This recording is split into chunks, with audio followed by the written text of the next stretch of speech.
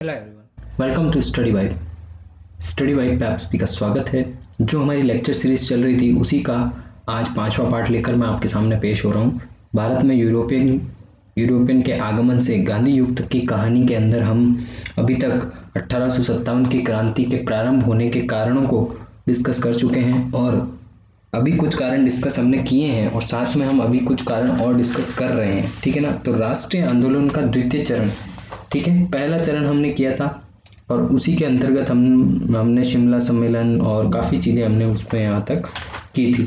ठीक है ना। तो अब हम कांग्रेस की स्थापना तक आए थे। फिर हमने भारत के अंदर राष्ट्रीय आंदोलन की स्वतंत्रता प्राप्ति के लिए जो डिस्कस किया टॉपिक, उसके बाद में कांग्रेस की स्थापना की। अब कांग्रेस की स्थापना के बाद में द्वितीय चरण, पहला चरण जो हुआ था, पहले चरण के अंदर जो भी घटनाएं घटी गई थी उसको देखा था हमने, और कांग्रेस की स्थापना से पूर्व राजनीतिक हुए थे, नैतिक, उनको देखा था। और अब इसी के साथ हम आगे की ओर बढ़ते हुए कुछ इन मुद्दों को डिस्कस करेंगे कि भारत में राष्ट्रीय आंदोलन का द्वितीय चरण, पहला जो चरण था उस चरण के हमने देखा कि किन किन आयोग की स्थापना हुई, अधिवेशन हुए, कांग्रेस के कितने अधिवेशन हुए, 12 अधिवेशन हुए, वो सारी चीज़ें हमने देखी थी। चलिए स्टार्ट करते हैं इस लेक्चर को। उससे पहले माई सेल्फ आशुतोष टेलर, और ये जो हमारी लेक्चर सीरीज चली रही है आपको बता ही दिया मैंने।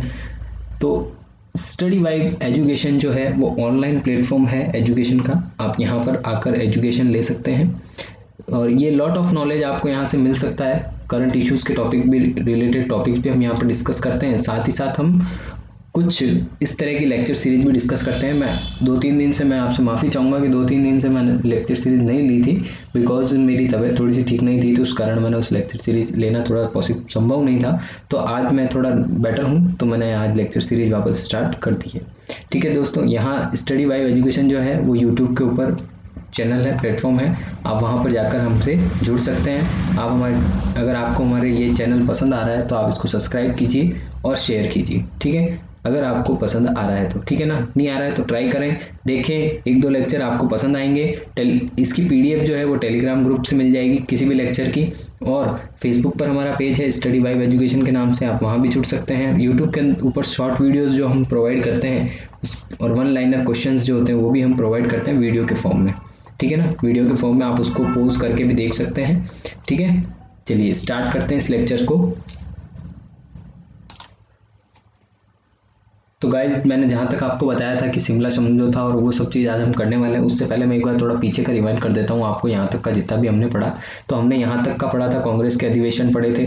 ठीक है ना। पहले, उससे पहले कांग्रेस से पूर्व में जो राजनीतिक संगठन हुए थे उसके बारे में पढ़ा था, और उससे पहले वाली क्लास जो थी उसके अंदर भारत में स्वतंत्रता प्राप्ति एवं आंदोलन व स्वतंत्रता प्राप्ति, ये चीज़ हमने डिस्कस की थी। ठीक है ना। इसके बाद में हम अगले टॉपिक पे आते हैं। कांग्रेस की स्थापना हो चुकी थी, कांग्रेस के अधिवेशन हो चुके थे, 12 अधिवेशन थे, आपको याद रखने हैं। और अब हम आते हैं शिमला समझौते पर। शिमला सम्मेलन क्या है? तो शिमला सम्मेलन क्या था कि अंग्रेजों द्वारा एक नीति बनाई गई थी कि शिक्षाविदों का सम्मेलन किया जाए शिमला के अंदर। ठीक है ना। तो ये जो लॉर्ड कर्जन के समय हुआ था 1901 ईस्वी में। तो आपको ये चीज़ यहाँ से याद रखनी है कि शिमला समझौता कब हुआ और कब हुआ, शिमला सम्मेलन कब हुआ, सॉरी माफ़ी चाहूँगा, टंग थोड़ी सी स्लिप हो रही है। शिमला सम्मेलन जो था 1901 ईस्वी के अंदर हुआ था। आपको ये चीज़ ध्यान रखनी है। किसके समय हुआ? लॉर्ड कर्जन के समय हुआ। और कहाँ हुआ? शिमला में हुआ। क्या हुआ वहाँ पर? शिक्षाविदों को बुलाकर सम्मेलन बुलाया गया। ठीक है ना। सम्मेलन किसका था? ताकि डिस्कस किया जाए कि एजुकेशन कैसा हो सके और शिक्षा के ऊपर क्या क्या चेंजेस लाए जा सकते हैं। इन सभी मुद्दों पर डिस्कस करने के लिए वहाँ पर बुलाया गया। ठीक है ना। अगला देखते हैं, अगला में क्या है कि टॉमस रेले आयोग जो था वो क्या था? वो ये था कि आयोग की ये सिफारिश थी कि 1904 में कलकत्ता में एक विश्वविद्यालय की स्थापना हो। तो आपको ये सबसे बड़ी चीज़ याद रखनी होगी, कहाँ विश्वविद्यालय की स्थापना करनी थी? कलकत्ता के अंदर करनी थी, सबसे पहला पॉइंट। दूसरा पॉइंट क्या था कि ये विश्वविद्यालय की स्थापना 1904 में करनी है। मतलब एज कब करनी थी? 1904 के अंदर करनी थी, और आयोग की सिफारिश ही यही थी। ठीक है ना। तो टॉम्स रेले आयोग, आपको ये चीज़ ध्यान रखनी, टॉम्स रेले आयोग 1902 में बनाया गया था, जिसकी सिफारिश क्या थी कि विश्वविद्यालय की स्थापना हो कहाँ हो, तो कोलकाता में हो। क्यों? क्योंकि कोलकाता में वहाँ पर अंग्रेज लोग ज़्यादा रहते थे, तो वो चाहते थे हमारे बच्चों का एजुकेशन कहाँ हो, यहीं हो जाए और विश्वविद्यालय बन जाए, तो हमारा एजुकेशन सिस्टम जो होगा उसके तहत हम क्या करेंगे, यहाँ के राजा महाराजाओं के बच्चों को भी एडमिशन देंगे। तो ऐसा उनकी नीति थी यहाँ से, ठीक है ना। एजुकेशन का प्रचार प्रसार और विस्तार करना चाहते थे, जबकि हमारे पहले ज़माने में जो लैंग्वेजेस पढ़ी जाती थी वो संस्कृत पढ़ी जाती थी। तो ये लोग अपनी अंग्रेजी का प्रचार प्रसार करना चाहते थे और अंग्रेजी को ही बेहतर बताते थे, तो उसी लिए टॉम्स रेले आयोग की स्थापना की गई थी। अगला पॉइंट देखते हैं। अगला पॉइंट है भारत में राष्ट्रीय आंदोलन का द्वितीय चरण। पहला चरण हमने अभी तक का जो था वो अभी पहला चरण पढ़ा था, ठीक है ना, शिमला सम्मेलन तक का। तो यहाँ तक हमें काफ़ी कुछ समझ में आ गया कि 12 अधिवेशन हुए कांग्रेस के अधिवेशनों में क्या क्या हुआ था, वो सारी चीज़ें। दिल्ली दरबार, हेक्टर मनरो, ये दिल्ली दरबार अभी वापस आएगा, इस चीज़ को आपको याद रखना है कि पहला दिल्ली दरबार कब लगा था, 1877 ईस्वी में, ठीक है ना, जो हमने पहले पढ़ा था। तो अब जो आएगा वो भी मैं आपको बता दूंगा, ठीक है। यहाँ पर क्या बोलते हैं कि राष्ट्रीय आंदोलनों एवं द्वितीय चरण जो था 1905 ईस्वी से 1919 ईस्वी तक था। तो आपसे ये पूछे कि पहला चरण कब था, तो पहला चरण आप कह सकते हैं कि 1885 से 1947 तक, ठीक है। पहला चरण 1885 से 1905 ईस्वी तक, क्योंकि दूसरा 5 से हो रहा है। तो पहला चरण कब हो गया, इसको लिख लेता हूँ थोड़ा सा, मैं आपको याद रखने के लिए, पुराना पीछे का है वैसे तो, इसको याद रखने के लिए अपने यहाँ लिख सकते हैं। प्रथम चरण कब था, प्रथम चरण था 1885 से 1905 ईस्वी तक। ये आपको याद रखना है। पहला चरण राष्ट्रीय आंदोलनों का पहला चरण और दूसरा चरण है, हम यहाँ से पढ़ रहे हैं।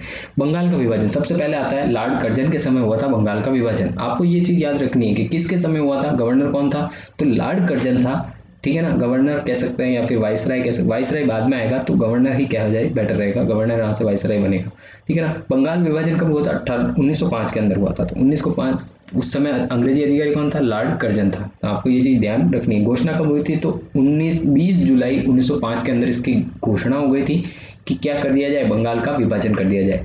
और 7 अगस्त 1905 में कलकत्ता के टाउन हॉल के अंदर स्वदेशी आंदोलन की घोषणा हो गई, ठीक है ना। जैसे विभाजन हुआ स्वदेशी आंदोलनों की घोषणा हो गई, ठीक है, कि भाई हमारा विद्रोह किया गया कि हमारे विभाजन क्यों हो रहा है, लागू शोक दिवस के रूप में मनाया गया। इसको क्या करा, फिर जिन्होंने भी आंदोलन की स्थापना की, जैसे भी हमारे अग्रांतिकारी थे, उन्होंने क्या किया कि 16 अक्टूबर 1905 के अंदर बंगाल विभाजन लागू घोषणा दिवस शोक दिवस मनाया गया, ठीक है ना। क्या मनाया गया, बंगाल विभाजन लागू शोक दिवस के रूप में मनाया गया, ठीक है। अगला क्या आता है, अगला जो आंदोलन है वो है लंदन हाउस क्या था, 1905 ईस्वी के अंदर लंदन हाउस में श्यामजी कृष्ण वर्मा, मदन दिगरा और वीडी सावरकर, इन लोगों द्वारा टाउन हॉल के अंदर कुछ उत्पात मचाया गया था। तो उस चीज़ की बात थी कि भाई उन्होंने वहाँ पर लंदन में जो वीडी सावरकर जी हैं उन्होंने और श्याम कृष्ण वर्मा और मदन सिंह दिराना ने मिलकर कुछ उत्पात मचाया था। उसका आगे इसके जस्ट मित्र मेला 1899 ईस्वी नासिक के अंदर ऐसा कुछ हुआ था, उस घटना से रिलेटेड है। तो पहले अपन इसको पढ़ते हैं कि जो वीडी सावरकर जी थे वो भी एक क्रांतिकारी थे। तो 1904 के अंदर इन्होंने क्या किया, अपना नाम परिवर्तन कर दिया, अभिनव भारत कर दिया, ठीक है ना। मित्र मेला जो था उसका नाम, मित्र मेला का नाम क्या कर दिया, 1904 के अंदर अभिनव भारत रख दिया, ठीक है ना। अभिनव भारत रखने के पीछे 2 कारण थे। दोनों कारण क्या थे, उन दोनों कारणों को देखते हैं। पहला था लक्ष्मण करहेरे द्वारा नासिक मजिस्ट्रेट जेम्स की हत्या कर दी गई। मतलब गुस्से में आके नासिक के जो थे मजिस्ट्रेट, उनकी हत्या कर दी गई थी। और जेम्स हत्याकांड में सावरकर जी को 1910 के अंदर फांसी की फ्रांस में गिरफ्तार किया गया और उन्हें अंडमान की सेल्युलर जेल में दो जन्मों का कारावास दिया गया। तो वीर सावरकर जी ने पहले लंदन में भी कोई घटना घटी थी तो उसे लंदन हाउस के नाम से कहा गया है। तो लंदन हाउस में क्या किया था कि श्याम जी कृष्ण और मदन लाल और इन्होंने सब ने मिलके एक घटना घटी थी लंदन हाउस के अंदर 1905 में। फिर मित्र मेला जो था 1899 ईस्वी में नासिक के अंदर हुआ। ये पहले एक संस्थान थी, उसका नाम परिवर्तन करके 1904 के अंदर अभिनव भारत रख दिया गया। और अभिनव भारत में क्या हुआ था कि 1910 के अंदर जेम्स हत्याकांड के वीर सावरकर जी को फ्रांस से गिरफ्तार किया गया और अंडमान की निकोबार जेल में 2 साल का कारावास दिया गया। पर ये काम उन्होंने नहीं किया था, ये काम किया था लक्ष्मण करेरे द्वारा। नासिक मजिस्ट्रेट की हत्या कर दी गई जेम्स की। तो इसी के कारण ये इंजाम किन पे लगा दिया गया? वीर सावरकर जी पे लगा दिया गया, वीडी सावरकर जी पे लगा दिया गया। तो ये टॉपिक था। तो अगला देखते हैं, अगला क्या आता है? प्रथम मुस्लिम लीग। तो मुस्लिम लीग 1906 के अंदर स्थापित की गई। तो मुस्लिम लीग की स्थापना कब हुई? तो मुस्लिम लीग की स्थापना हुई थी 1906 के अंदर। ये भी एक कारण रहा है अहम। तो इनका मुख्यालय जो था ढाका के अंदर था। इनके संचालक जो थे ढाका नवाब सलीमुल्लाह खां जो थे इनके संस्थापक थे। आपको यहाँ से ये याद रखना है कि मुस्लिम लीग की स्थापना किसने की थी? मुस्लिम लीग की स्थापना ढाका नवाब सलीमुल्लाह खां ने की थी। और कहाँ की थी? ढाका में की थी, मुख्यालय ढाका में था। और प्रथम अध्यक्ष जो बना था मुश्ताक हुसैन नाम से जो व्यक्ति था, उनको पहला। और स्थायी जो बनाया गया था आगा खां 1902 के अंदर 1908 के अंदर, माफी चाहूँगा, 1908 के अंदर आगा खां को इनको क्या कर दिया गया? इनका मुख्य स्थायी अध्यक्ष बना दिया गया। ठीक है ना। इसी के साथ किंग्सफोर्ड हत्याकांड क्या था? यहाँ पर भी एक मजिस्ट्रेट की हत्या कर दी गई थी, बंगाल का मजिस्ट्रेट था। ठीक है ना। प्रफुल्ल चाकी तथा खुदीराम बोस ने बंगाल के मजिस्ट्रेट की हत्या कर दी गई। कुछ तात्कालिक कारण ऐसे थे कि उस समय ऐसा हुआ कि इन्होंने उनकी हत्या कर दी। और अलीपुर षड्यंत्र केस के नाम से जाना जाता है, इसे अलीपुर षड्यंत्र केस के नाम से जाना जाता है। और इसके अंदर गिरफ्तारी जो हुई थी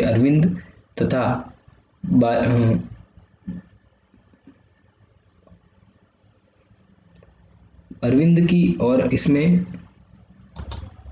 तथा बारिंद घोष की यहाँ पर गिरफ्तारी हुई थी। इन दोनों को मुख्य आरोपी माना गया था और इन्हें गिरफ्तार कर लिया गया था। कुछ नहीं हुआ था, थोड़ा सा मजिस्ट्रेट जो बंगाल के मजिस्ट्रेट थे उनके ऊपर इन्होंने क्या किया था? तो उन्होंने हत्या का आरोप लगाया। मतलब हत्या तो किसी और ने की, पर आरोप की गिरफ्तारी क्योंकि उनमें शामिल थे इसलिए इनका नाम भी ले लिया गया।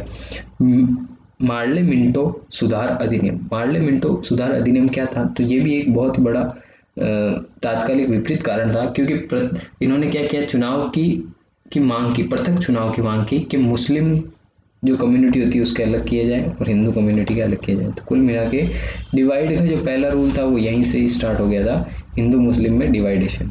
ठीक है ना। चुनाव को अलग अलग कराया जाए, अलग अलग पार्टी अलग अलग जगह लड़े। जैसे मुस्लिम बहुमत एरिया है तो वहाँ मुस्लिम का इलेक्शन हो, जहाँ हिंदू बहुमत एरिया है तो वहाँ हिंदू का इलेक्शन हो। तो ऐसा कुछ कहा गया था उस समय।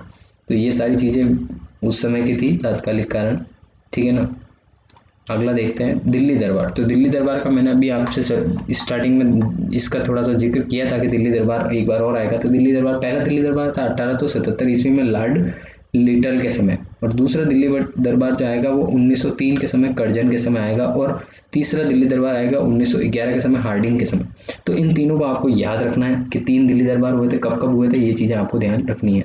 वैसे मैं इसकी एक लेक्चर सीरीज अभी मेरी चल रही है, स्टार्ट कर दी है मैंने, बना रहा हूँ मैं उसको। जस्ट मैं उसके 4-5 लेक्चर हो जाते हैं, उसके बाद में मैं अपलोड करना स्टार्ट कर दूंगा।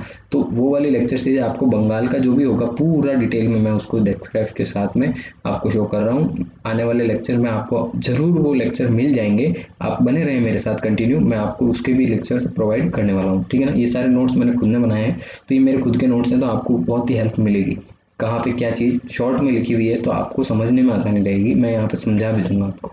चलिए इसको देखते हैं कि लॉर्ड पंचम तथा क्वीन मैरी का आगमन। उस समय क्या हुआ? लॉर्ड पंचम और क्वीन मैरी दोनों का आगमन हुआ था 1911 के अंदर हार्डिंग के समय, 1903 के अंदर कर्जन के समय, 1857 Lord Lytton, Lytton Curzon Hardinge, Lytton Curzon Hardinge याद रख सकते हो। बंगाल का विभाजन रद्द कर दिया गया, मतलब इतना सब कुछ हुआ, इतना विद्रोह हुआ, उन सब चीज़ों को देखते हुए क्या हो गया, बंगाल का विभाजन रद्द कर दिया गया। जबकि बंगाल का विभाजन कब करना स्टार्ट कर दिया था, बंगाल का विभाजन पहले वाले में स्टार्ट कर दिया गया था। ये देखो यहाँ पे लिखा हुआ है, बंगाल का विभाजन शोक दिवस के रूप में मनाया जाता था। ठीक है ना, 1805 के अंदर लॉर्ड कर्जन के समय बंगाल का विभाजन करने का प्रारंभ किया गया था, पर अब यहाँ आते आते दिल्ली दरबार ने क्या कर दिया, बंगाल का विभाजन रद्द कर दिया। ठीक है ना, यहाँ पर और दिल्ली को प्रथम भारत की राजधानी बना दी। दिल्ली को क्या बना दी, भारत की राजधानी बना दी। मोस्ट लाइनर की दिल्ली को भारत की राजधानी कब बनाया गया, तो 1 अप्रैल 1912 के अंदर बनाया गया। डेट आपको ध्यान रखनी है, पहला कब राजधानी बनी, 1 अप्रैल 1912 के अंदर। ठीक है ना, 1911 ईस्वी में कलकत्ता अधिनियम में जनगण को गाया गया। ये मैंने आपको पहले भी बता दिया है, कलकत्ता अधिवेशन जब हुआ था, ठीक है ना, कलकत्ता अधिवेशन में जनगण को गाया गया 1911 के अंदर। याद रखने के लिए मैंने ये लाइन वापस लिख दी है। ठीक है, हार्डिंग बम कांड, हार्डिंग बम कांड क्या हुआ था कि राजधानी, जैसे ही राजधानी परिवर्तन का विरोध में दिल्ली के चांदी चौक में रास बिहारी बोस, प्रताप सिंह और जोरावर सिंह, ये तीनों इन्होंने मिलके, जबकि प्रताप सिंह और जोरावर सिंह जो थे वो चाचा भतीजे थे। ठीक है ना, ये केसरी सिंह बारट जो थे उनके, ये राजस्थान के भी बहुत ही प्रसिद्ध हैं केसरी सिंह जी बारट, उनके दोनों क्या थे, ये बहुत ही अच्छे क्रांतिकारी थे। और तो इन्हों के क्या थे, इनके तो बेटे थे प्रताप सिंह और भाई कौन था, जोरावर सिंह, तो इन दोनों का भी उनमें हाथ था।